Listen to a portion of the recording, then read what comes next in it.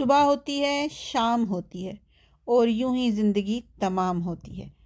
परदेश में रहने वालों की ज़िंदगी तो वाकई में ऐसे ही होती है। सुबह होती है और शाम होती है। यूं लगता है कि हम एक लूप में चल रहे हैं, रूटीन के साथ सेम वही काम, बिल्कुल ज़रा सा भी कुछ फ़र्क नहीं होता। सुबह से लेकर शाम तक हर हफ्ते हर महीने एक जैसी रूटीन होती है हमारी। मेरा नाम है यास्मीन और मैं यूएई के एक सिटी अलैन में रहती हूँ। तो सुबह हो गई है और सबसे पहले मैं अपना बिस्तर समेटती हूँ। छोटी मोटी चीज़ें जो रात को इधर उधर मैंने बिखेरी होती हैं उन सबको अपनी जगह पर समेट कर रख देती हूँ। और उसके बाद मुझे बनाना होता है अपने लिए नाश्ता। हम जैसे लोग जो परदेश में रहते हैं उनके लिए वक्त सबसे कीमती चीज़ होता है। और यहाँ मैं भी अपने वक्त को बचाते हुए नाश्ते में सिर्फ 2 बॉयल एग और अपने लिए चाय बनाऊँगी। और इमरजेंसी में एक यही नाश्ता होता है जो कि मेरे काम आता है। और जब तक ये एग बॉयल होंगे उस वक्त तक मैं अपने बाकी काम कर लूँगी। सबसे पहले मुझे पानी पीना होता है, तो मेरी कोशिश होती है कि नाश्ते से पहले कम से कम 1 लीटर पानी तो मैं पी ही लूँ, क्योंकि बाकी दिन मुझे बाहर गुजारना होता है तो मुझे पानी पीना और फिर वॉशरूम यूज़ करना मेरे लिए थोड़ा मुश्किल होता है।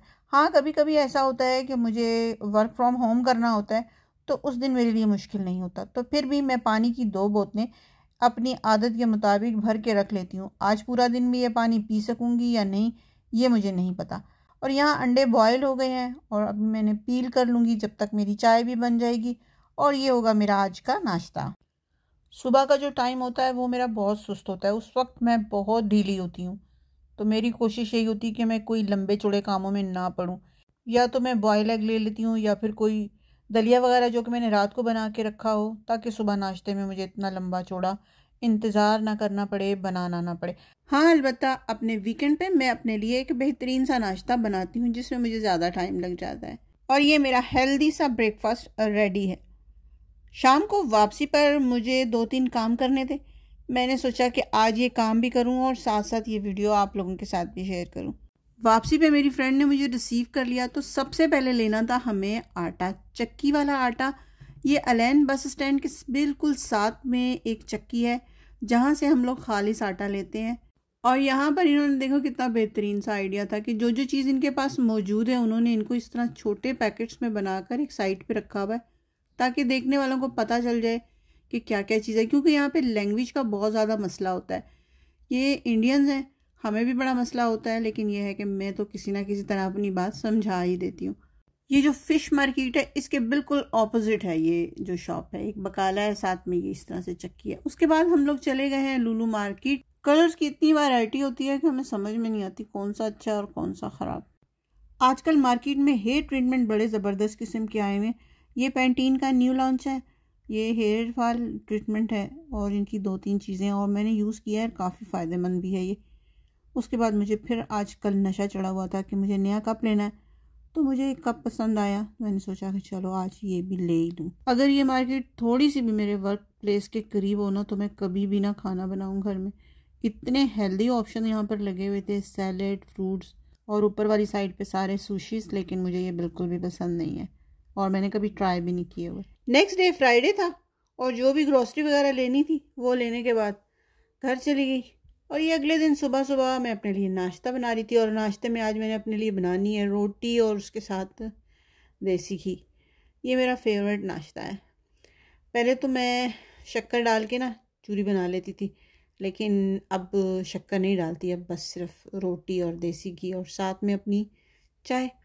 आप बताएं कि आप लोगों का फेवरेट नाश्ता क्या है।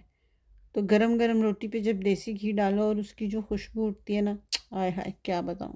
अब करते हैं कुछ अनबॉक्सिंग। मैंने तीमू से कुछ चीज़ें मंगवाई थी, सोचा कि अब इन्हें खोल के देख लूं। एक तो मैंने मंगवाए थे ये पेन थे, तो जब आपने एम्ब्रॉयडरी वगैरह करनी होती है और आपने बाद में फ़ौरन जल्दी धोना नहीं होता तो ऐसे टाइम के लिए फिर ये चीज़ बड़ी सही रहती है। अच्छा, ऑनलाइन चीज़ें मंगवाना भी ना एक नशे की तरह होता है और मुझे तो लगता है शायद ऐसा ही है, क्योंकि थोड़े दिन गुजरते हैं तो मैं अपनी तीमू ऐप खोल के देखती हूँ और वहाँ पर मुझे कुछ चीज़ें अपनी मर्ज़ी की, कुछ अपने इंटरेस्ट का नज़र आता है, तो मेरी कोशिश होती है चलो ज़्यादा नहीं 100 दिरहम की जो मैं शॉपिंग कर लूँ। तो ये जब हम अपने रेस्ट पे बांधते हैं तो इसमें जब हम पिनें वगैरह होती हैं ना वो लगा देते हैं। नेक्स्ट था ये एक कैमरा ये भी कैमरा स्टैंड है, ये जब आप इसको अपनी सिलाई मशीन के साथ लगाएंगे ना तो ये वहाँ पर काम करेगा। देखते हैं कितना काम करता है, लेकिन इतना वज़न ये उठा नहीं रहा।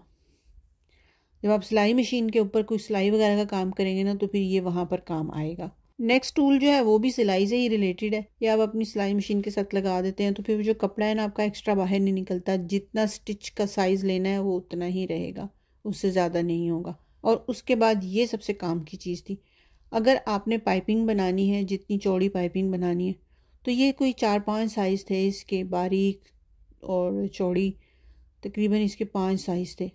तो ये जो मैं टूट बैग बनाती हूँ उसके लिए मुझे जब पाइपिंग या स्ट्रिप्स चाहिए होती हैं तो ये इसके लिए मुझे चाहिए थी। तो ये भी बड़ी ज़बरदस्ती चीज़ है, ये सबसे ज़्यादा ज़बरदस्त चीज़ थी और काम की भी है ये। और ये एक बैग भी मंगवाया मैंने, ये कैनवस का है, ये अच्छा काफ़ी इसके अंदर स्पेस है।